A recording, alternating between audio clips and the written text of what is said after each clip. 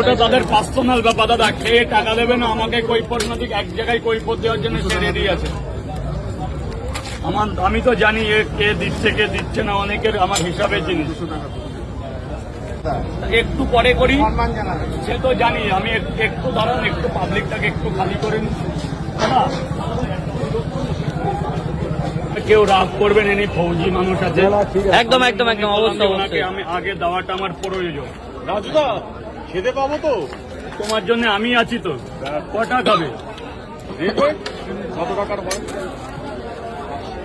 15টা sir. হ্যাঁ 15টা ডিম দিবি। হ্যাঁ ডিম হবে। ডিম শেষ নাকি?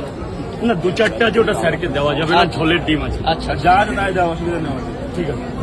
5, 6, 7, 8, 9, 10, 11, 12, 13, 14, 15